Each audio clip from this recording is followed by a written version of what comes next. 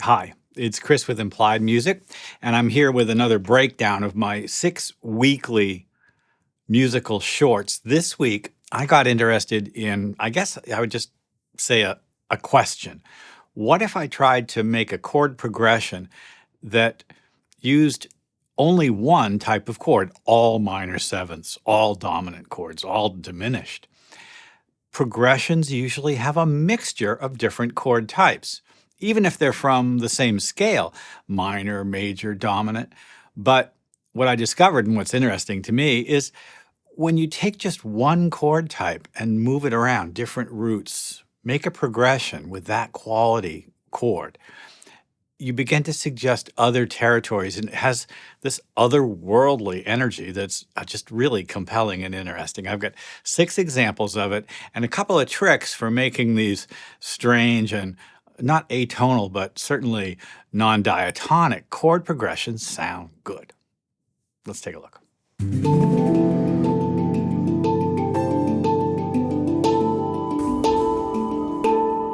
Let's talk a little bit about the collection of chords that make up a major or minor sequence, because if I decide to make a chord progression with only one quality of chord, only minor seventh, for instance, then I've decided that I've eliminated the majors and the dominants.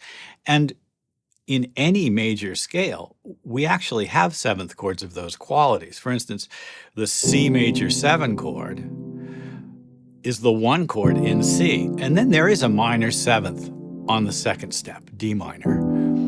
E minor 7 is on the third step of the scale, and then F major 7 on 4, G7 on 5. Let's see if it drops down. Let's just roll it down here. A minor 7 on the sixth step, and then this half diminished chord on 7, and then we're back home again. In other words, we've actually got 3 major triads with different sevenths, major and dominant, 3 minor 7 chords on 2, 3, and 6, and then that sporty half diminished chord appearing on the 7th. We've got a mixture of chord qualities. Most chord progressions, pop song progressions, will leverage diatonic systems. I'll show you what I mean. In pop music these days, we'll go 1 chord, 5 chord, let's say 6, 4. Those chords were all from the C major system, and I had a few major chords, the 3 primary major chords, and then kind of the most important minor chord, the 6 minor. I could easily make a minor chord progression as well. Let's try something like that. So here's my minor chord progression. We're going to say E minor 7, A minor 7, D, 7, G. So the E minor and the A minor have this kind of nice sound. It kind of feels like I'm going back home to G, doesn't it? It's because E minor and G are closely related. Most chord progressions use diatonic systems pretty much exclusively, but you can borrow chords from the parallel minor or from other systems. It happens in rock all the time. For instance, let's say I'm playing in C and I want to go C, E flat, F, and back to C. So obviously the C chord is in C, but the E flat major chord is not. It's borrowed from C minor, but it sounds great in that context. C, E flat, F, C, and power chords. B flat, back to C. So I can borrow chords from the parallel minor. I'm not doing any of that. I'm just freely allowing things to float. Well, if I do that, then I've got to do something that's crucial to good chord progressions, which is called voice leading, or just voicing the chords. I want my chords to move smoothly from one to the other. So it's almost time to take a look at my 6 examples, but before I do, I want to talk a little bit about what I mean when I say voice leading. So here's a minor 7 chord progression, kind of surprising one. Let's say F minor 7, maybe F minor 9. And then C sharp minor 7, C sharp minor 9. They're really not related in any way. And then let's go to A minor 7 or A minor 9. Now you can see on the screen here, they hop. Let's move it over so you can see it. They hop around all over the place. And that's almost as if I like bar chord and just slide my finger like this. This does not sound good, however. The parallel fifths and the fact that the voices really don't have any independent life of their own, they don't have any melodic integrity. Each voice, the top voice, follows the one below it. And that's good for some things, but it's not very beautiful. So I want to voice the chords. And I'll show you how I might go about doing it. So my first chord was F minor 9, and I'm just going to go ahead and slow this down, what I did. F minor 9. And my next chord is C sharp minor 7 or minor 9. And to do that, I might do something like minor 3rd, 5th, minor 7th, root 9, or I might take the 5th and put it up here. This is actually a very pretty combination. So watch this. F minor 9, C sharp minor 9. The voices move very smoothly just by a step. Here you can see it very clearly. Each voice moved just by a bit. I guess you could say this A flat to B is on the page, it would look like a step. Kind of on the screen, it looks like a minor 3rd. We hear it as a very smooth motion, though, don't we? Well, let's continue. What was my last chord? I forget. Let's go. I need to go back and look. My last chord was A minor 9. So here we were. This is such a pretty sound. And my next chord is A minor 9. So what's a smooth voicing to that? Well, I can keep some of these voices. I can keep the E, it's the 5th. I can keep the B, it's the 9th. I can keep the C sharp, it becomes C natural, and then I'll need a 5th and a root. So this, I can go from this to this. Oh man, that's really pretty. So, and then that. Well, that's voice leading. There's a rule. Things only move by a step, or they don't move at all. It's the rule of parsimony, and I've tried to use it in my 6 examples, so let's roll back to the beginning and take a look. Well, talking about minor 7 chords, my first example is all minor 7. So E minor 7, or really minor 9. D minor 9, and back. And a little melody on top to just kind of pull it all together. It's a dreamy sound. And then C minor 7.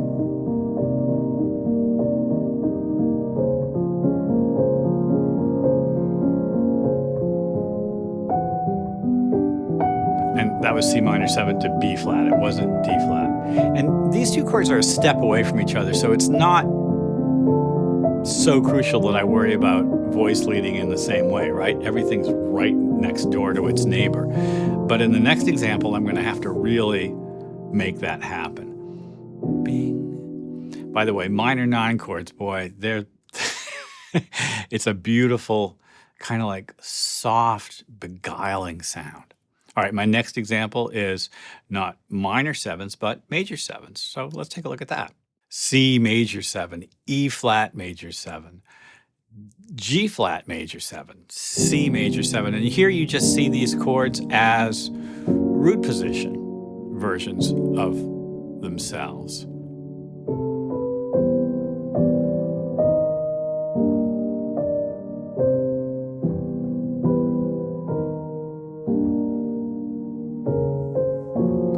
That G flat collapses on itself in order to stay close to where we were, right? D major 7, so we can flow smoothly. And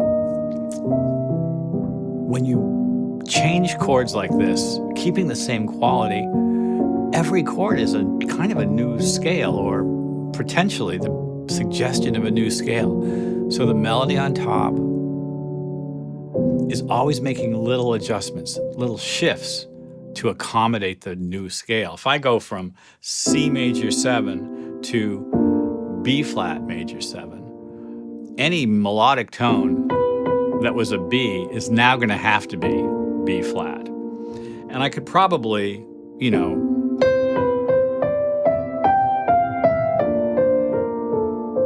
just get away with that shift.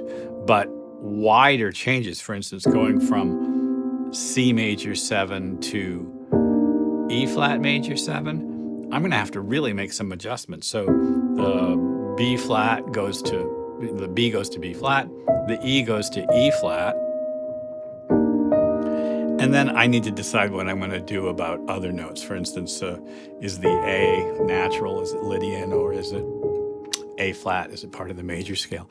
These kinds of considerations are what make this technique fascinating and a way to generate interesting melodies, and also a way to analyze unusual melodies you may have written for yourself. All right, let's go on. Well, progressing the dominant chord, major 3rd, minor 7. So if I have F and I add a flat 7, that's F7, probably the most common sort of blues chord you'll ever run into. Jazz musicians frequently will take the 3rd and 7th of, say, an F7 chord like that, 3rd and 7th, and add a 9th and a 5th. This is a rootless version. I'm going to add the F, and suddenly my computer recognizes it, of F7. So I've got F7 and then a rootless version of it, B flat 7, and a rootless version of that. So a little polyrhythmic instrumental form of those two chords. And I can just move that around. The tritone is probably the most important component of the dominant chord, so it's at the bottom and it's featured. Look how it moves chromatically down in this example.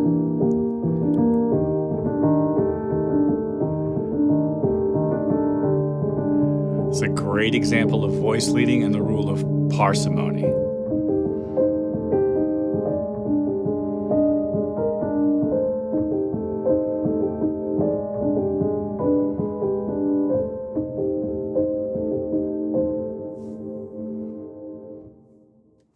Let's go on. My next examples are sus 7 chord. So one of my favorite voicings for a sus 7 chord is to take a root and play a major triad a whole step below it, basically building the major triad on the 7th, the flat 7. And I get the flat 7, I get the 9th, and I get the sus 4. This is a great sound, G9 sus 4. You could think of it as a slash chord as well. So that's what we have here. And then same thing with B flat. And those triads, I'm trying to voice them tightly, sort of close together. And now I have a progression.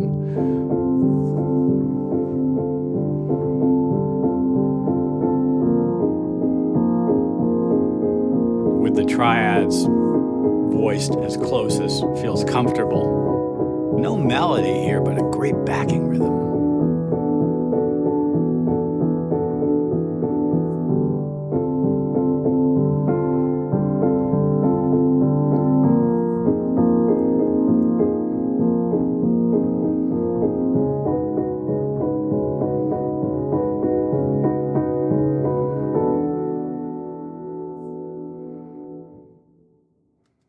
Now, that's a great harmonic idea. In fact, it's the foundation for some musicians, a whole harmonic conception.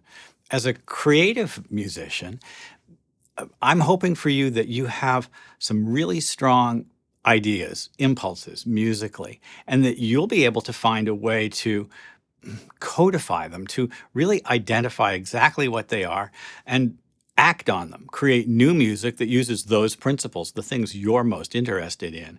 And that's essentially, I guess, what music theory is. There's a couple of ways of looking at music theory. One is, in some senses, historical. What have people done? And that's important because what composers and songwriters have done influence me. I've heard things my whole life growing up, and this sounds natural to me because I've heard it a ton. But I'm also curious. And so these 6 examples are really an expression of my curiosity. What would happen if? And also, can I apply the things that interest me the most to the question, what would happen if? For instance, this last example has that kind of stuttering rhythmic block chord thing that I love in certain arrangements. And then in the previous example, the interacting polyrhythms of the two hands, something I'm very interested in.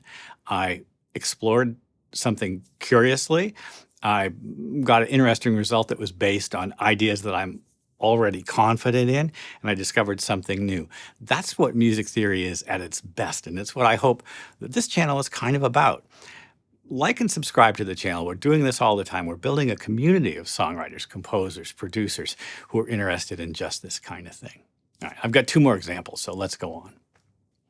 You know what's a spooky chord? The minor triad with a major 7. The minor major 7. And it's not really that unusual a chord. It appears in film and TV all the time. I think of it as the film noir chord.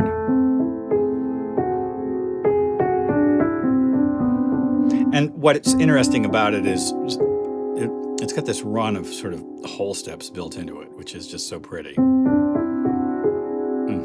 Gorgeous, right? Well, it's the James Bond chord. Right. Here's an example of all minor major 7s. And this is a little spooky, but pretty. So there's the A minor major 7 and the F minor major 7. There's a lot of notes in common.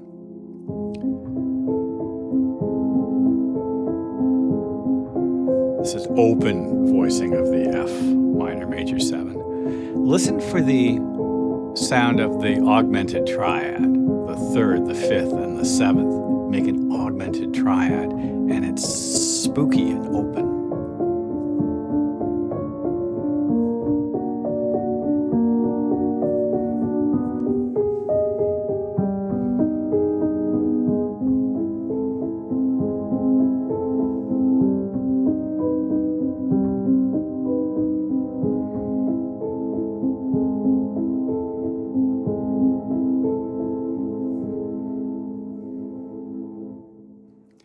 Well, if your ears can handle that, and I don't think it's that intense, the next step is diminished, or I suppose maybe the next step would be whole tone, but I only wanted to do 6 examples. So I went right to the diminished scale and diminished chords.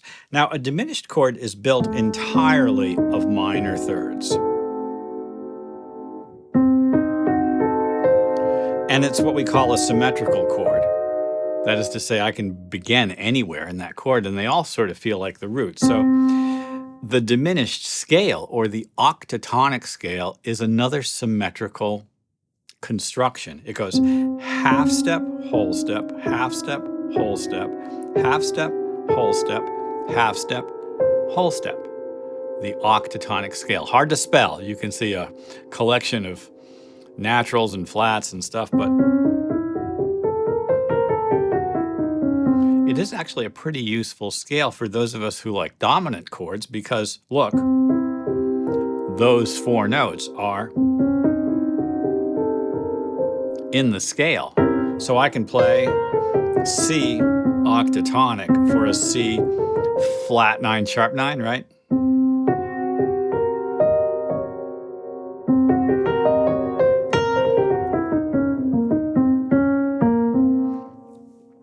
So what I've done actually for my diminished example is write a little melody based on the octatonic scale. And there's the C diminished chord. Here's my melody. And then I do the same melody starting on E flat. I can move that melody around to other octatonic scales. Also invert it, since it's a symmetrical concept.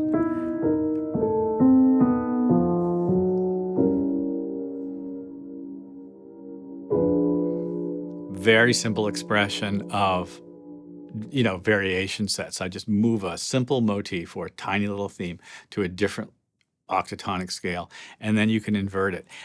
You actually have a in Logic. You have a function where you can take a melody and flip it around a axis, and can use that here. But it's one of those things they teach in composition school. Well, this isn't academic music theory. This is music theory for you. I hope it's music theory for everyone, in fact. And I hope this has been useful. As I asked, like and subscribe. Ding the bell to be notified when I do my videos. I'll see you next time.